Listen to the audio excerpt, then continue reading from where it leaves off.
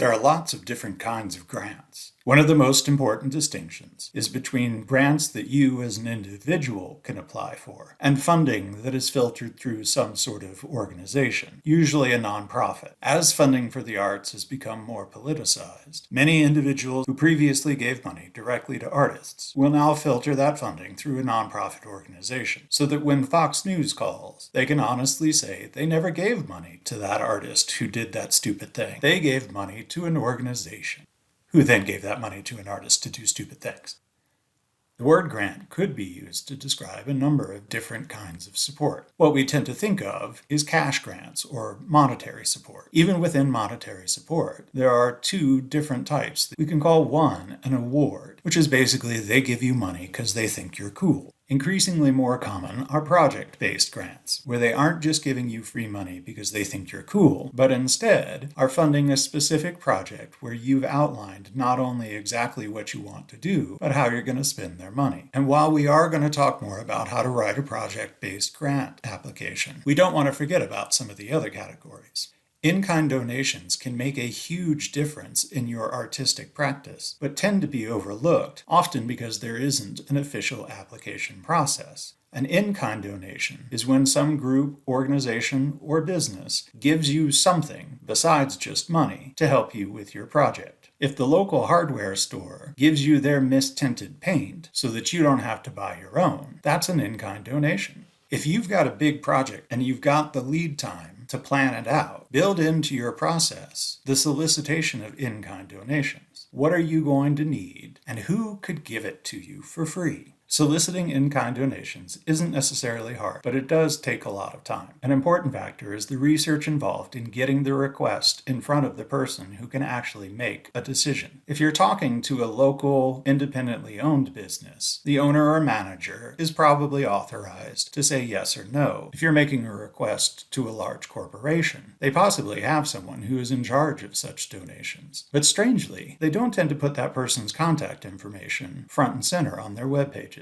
You'll probably have to ask someone at the local branch, who will then refer you to the manager, who then will refer you to somebody in the corporate headquarters, who will then tell you that yes, you want to ask someone in corporate, but you don't want to ask me, you want to ask them, and on it goes. If it's really important, though, and you've got the time, in-kind donations can make a huge difference, especially if you're willing to put up their logo or in some other way advertise the fact that they are making this donation. They're doing it partly for goodwill, but mostly for good press.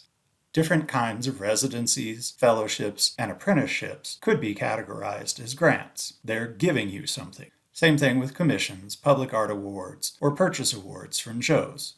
Just be aware of the fact that sometimes grants go by different names, which makes researching all the more of a challenge.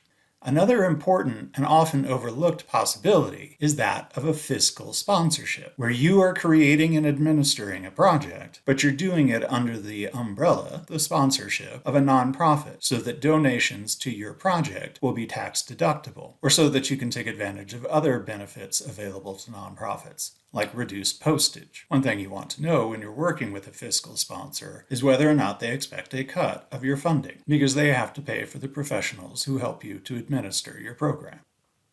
The first step for applying for a grant is to find out about the grant.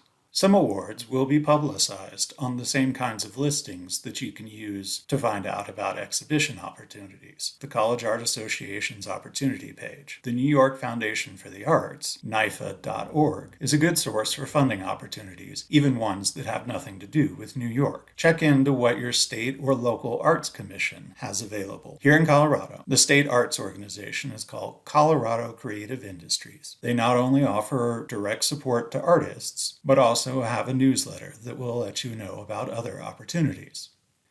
Many funding sources don't advertise because they already have too many people applying. The only way to find out about some of those organizations is to look them up. Fortunately, there's a database called Grants to Individuals Online. It is administered by an organization called Candid.org that used to be known as the Foundation Center. So if you come across older literature that references the Foundation Center, just substitute the word Candid. You can subscribe to gain access to their comprehensive listing of all the foundations that give awards and grants in the United States. The database is not limited to arts funding, so there's a lot to sift through. Buying entry into the Grants to Individuals online database will cost between $30 and $50 a month, but you can access it for free at the Old Town or Harmony libraries. There's only one computer at each of those locations that can connect, and sometimes there's a line.